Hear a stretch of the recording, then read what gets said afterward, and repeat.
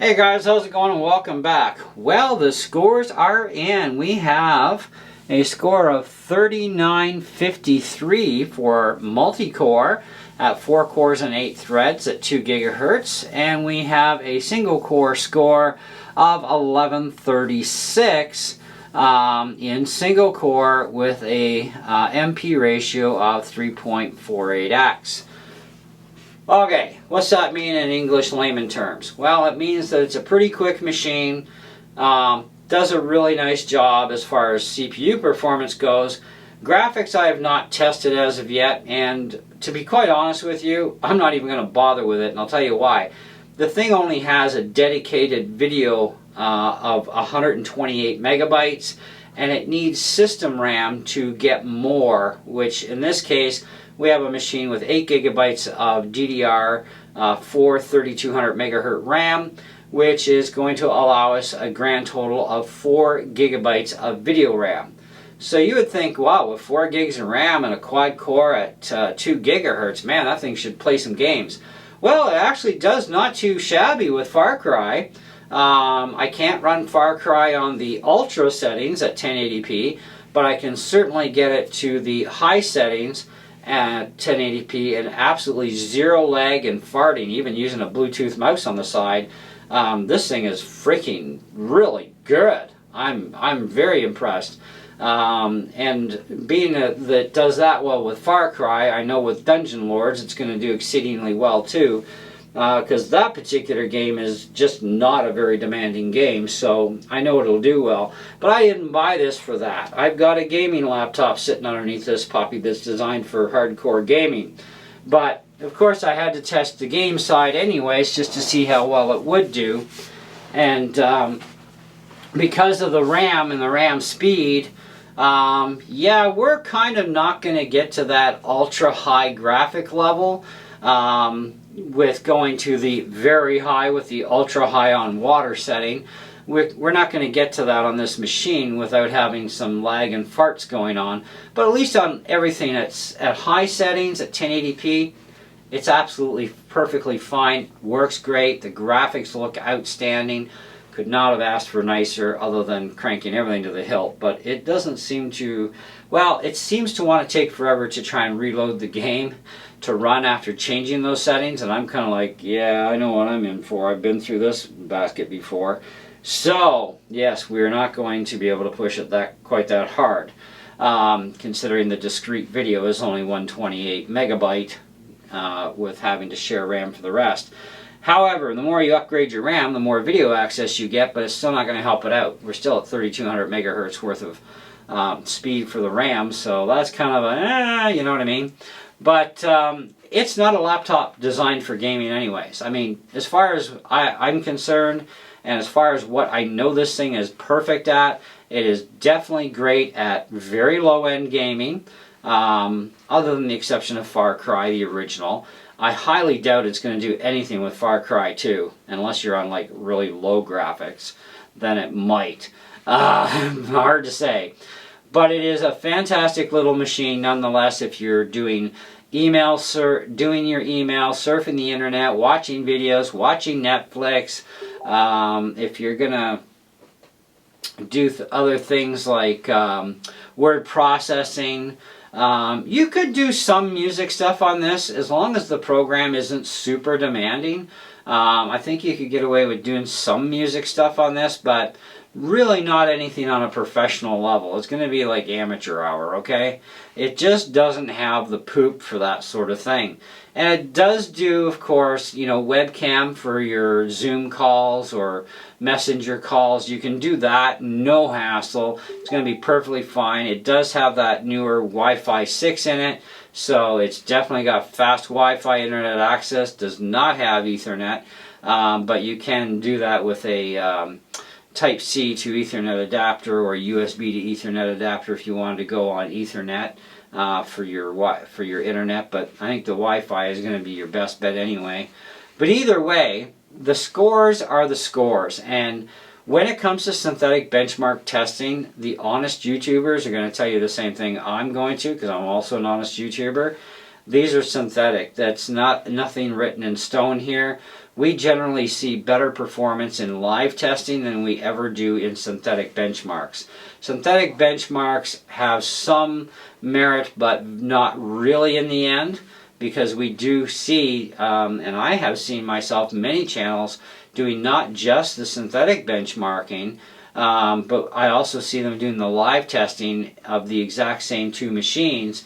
And yeah, the one machine does severely outperform in areas that probably shouldn't because of the synthetic benchmarks. And this is why real world testing is probably the only way we actually should be doing stuff, and for putting machine to machine. But when you're in a situation where you don't have that ability, or you're not trying to do something like that, well, we have synthetic benchmarks, okay?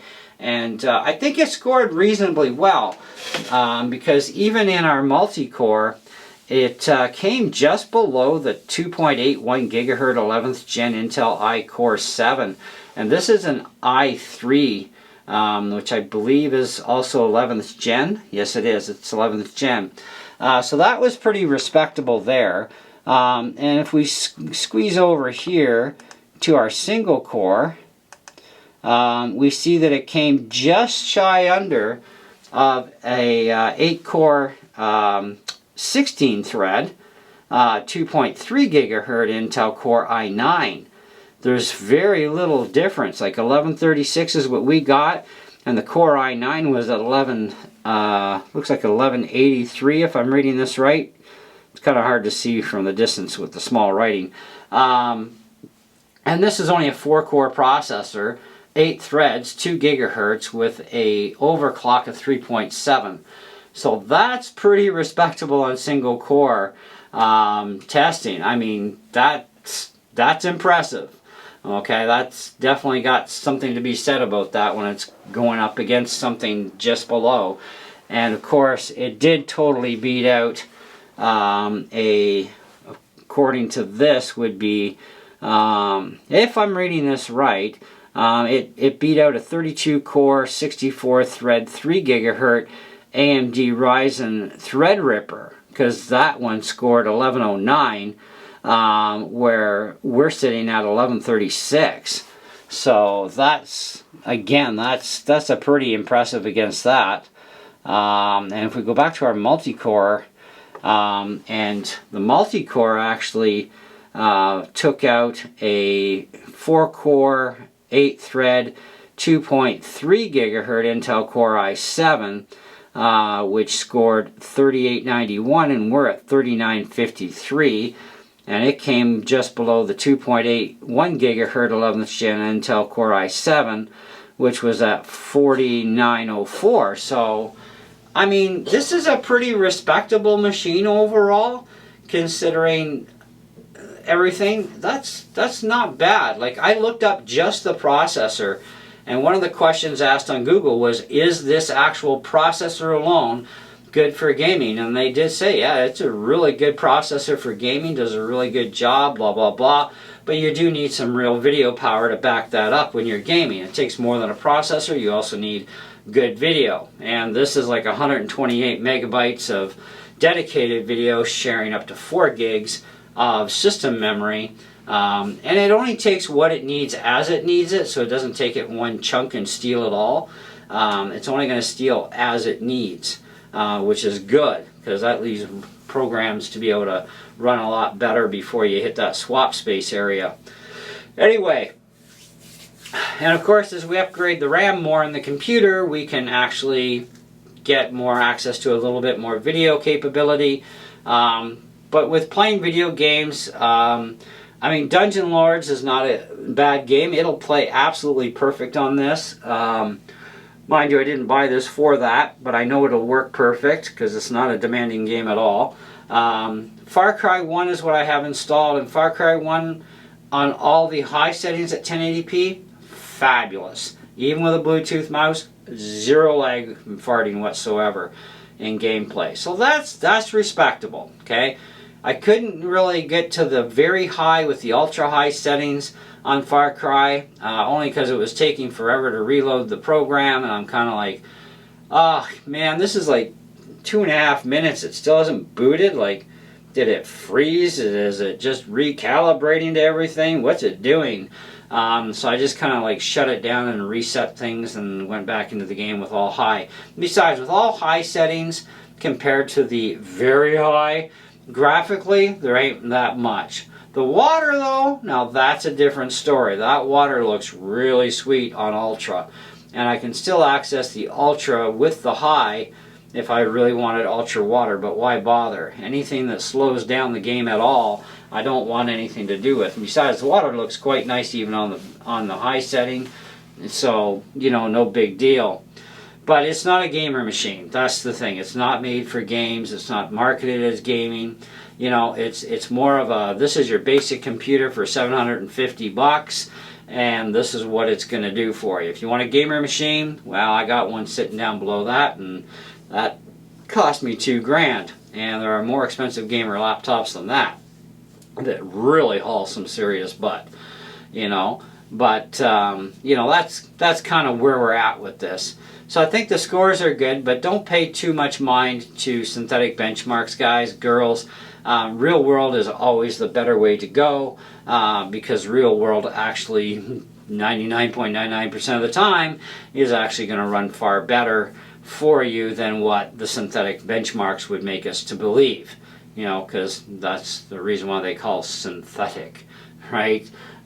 It's not real, but it's as close as they can kind of get to it, kind of thing. And it gives us score points that to some people, this is an important thing. And I don't think it's really that important, but, you know, I've had computers that have scored far worse and were actually really great computers. You know, it just depends on what you're using them for. Anyways, that's what I got for you. So, thanks a lot for watching and hanging out. Hope you enjoyed the video, and yeah, we'll see you on the next one. Ciao.